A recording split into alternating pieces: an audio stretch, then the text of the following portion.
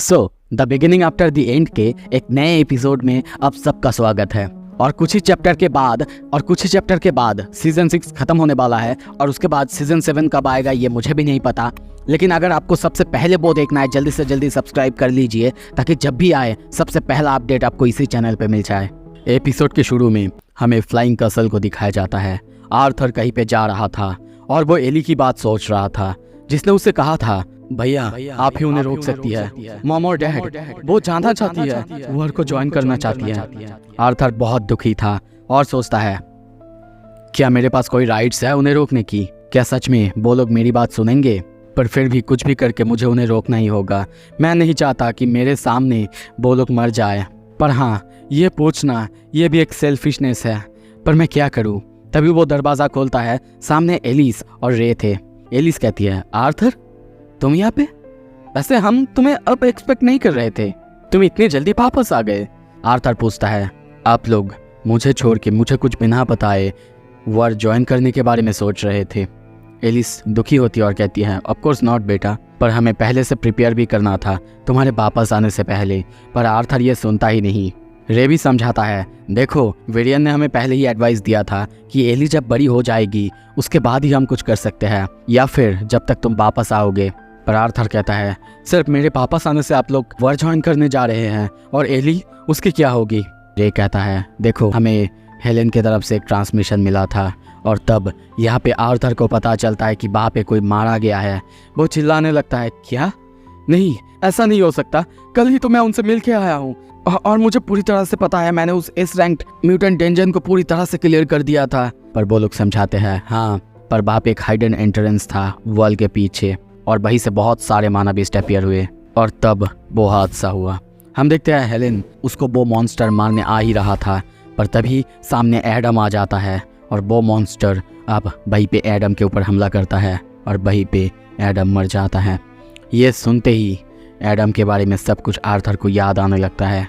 वो बहुत ही दुखी हो जाता है, कहता है नहीं ये सही नहीं है।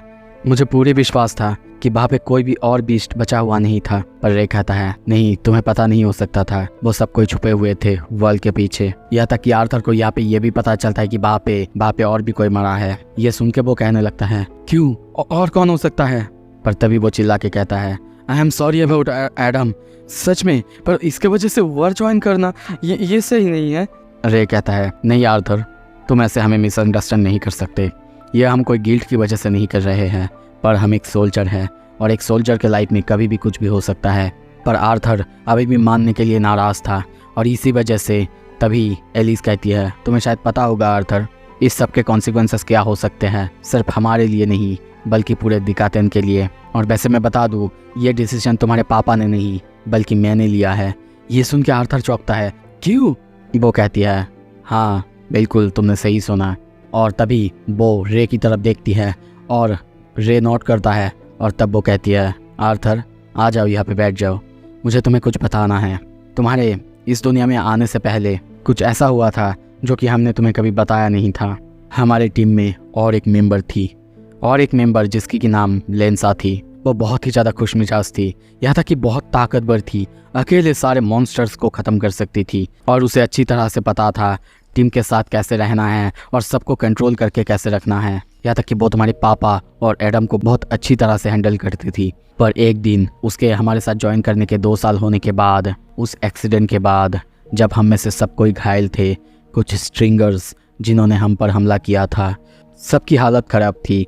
मैंने सबको धीरे धीरे बचाने की और हील करने की कोशिश की। सब धीरे धीरे हील भी हुए, पर जब मैं उसको हील करने गई उसकी कोर में वो स्टिंगर का स्टिंग लगा था। वो वेनम बहुत जल्दी स्प्रेड हुआ और उसके बाद वो ठीक तो हो गई थी, पर उसकी माना कोर वो पूरी तरह से डिस्ट्रॉय हो गई थी। और इस सब की वजह मैं खुद को मानती थी। वो लेंसा जो अब खुद कोई भी माना मैनिपुलेशन नहीं कर सकती थी, वो हमेशा कहा करती थी कि अगर कभी ऐसा हो तो बैटल में वो मरना पसंद करेगी।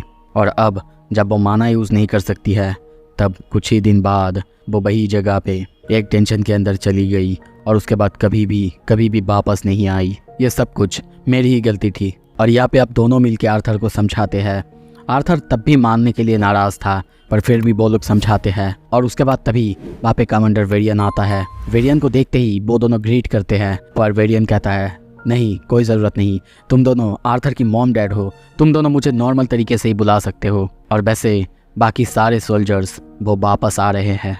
सीन शिफ्ट होता है, अब हम उन सबको आते हुए देखते हैं। गेट खोलते ही अब उनके सामने जो नज़ारा था वो शायद कोई भी राजा या फिर कोई भी देखना नहीं चाहता होगा। पोर्टल के पास बहुत सारे सोल्जर्स थे, चारों तरफ खून और खून, सब रो रहे थे, कोई मर चुका था, बहुत सोल्जर्स की हालत बहुत ज़्यादा ख़राब थी। तभी सामने आर्थर हेलेन को देखता है। हेलेन सीधा रे और एलिस के पास आती है।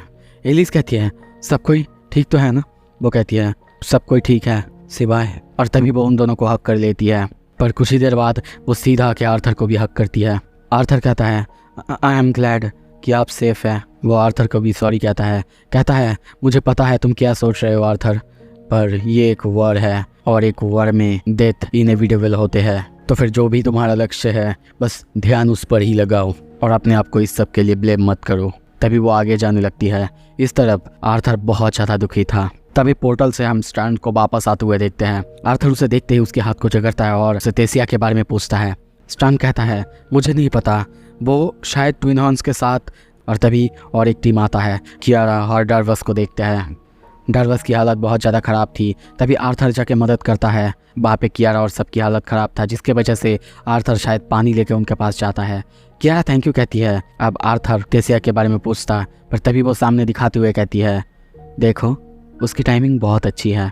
और तभी हमें पोर्टल के पास दिखाया जाता है तेसिया को। वो वापस आ चुकी थी, उसकी भी हालत उतनी अच्छी नहीं है। पर तभी आर्थर आगे बढ़ता, उससे पहले उसे फिर से इंद्रात की कही हुई बात याद आता है। उसने कहा था आर्थर यह सबसे अच्छा होगा कि उस एल्फ प्रिंसेस के लिए तुम अपने दिल का दरवाज़ा हमेशा बंद रखो। और आर्थर तभी आगे जाता है, जाते ही तेसिया को हक कर लेता है। कहता है आई एम ग्लैड कि तुम ठीक हो। और कुछ देर बाद अब तेसिया वेरियन से मिलता है। इसके बाद ऐसे ही सब एक दूसरे से मिलते हैं, सोल्जर्स आते हैं। तेसिया अपने टीम के पास जाती है जहाँ पे स्टैंड, कियारा और डार्वस थे।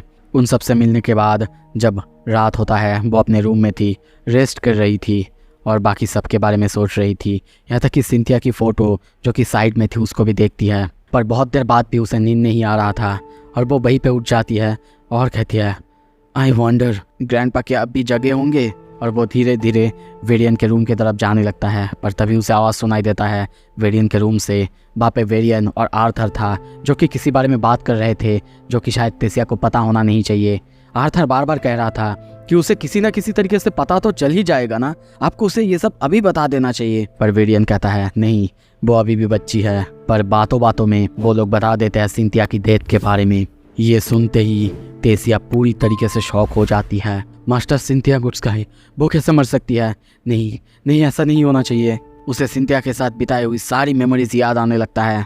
पर तभी आर्थर दरवाज़ा खोल के बाहर जाता है। वो लोग सामने जब देखते हैं चौंक जाते हैं, क्योंकि सामने तेसिया थी जिसने अब सब कुछ सुन लिया था। वो कहती है मास्टर सिंथिया, मुझे उसके पास ले चलो, मुझे उनके पास ले चलो। कुछ देर बाद हम देखते हैं वो सब सीढ़ी करके नीचे जा रहे थे अंडरग्राउंड में। तेसिया बार बार पूछने लगती है क्यों, आखिर उन्हें यहाँ पे क्यों रखा गया है? क्या आप लोग उन्हें कोई अच्छी जगह पे नहीं रख सकते थे? पर वेरियन किसी को ये बोलना नहीं चाहता था। कुछ देर बाद वो जगह पे वो लोग आते हैं। वही जगह पे सिंथिया की कॉफिन थी। उसे अपने सामने देखते ही तेसिया वहीं पे रो पड़ती है। कहने लगती है सिर्फ कुछ ही लोगों को उनकी मौत के बारे में पता है। क्या ये सही है?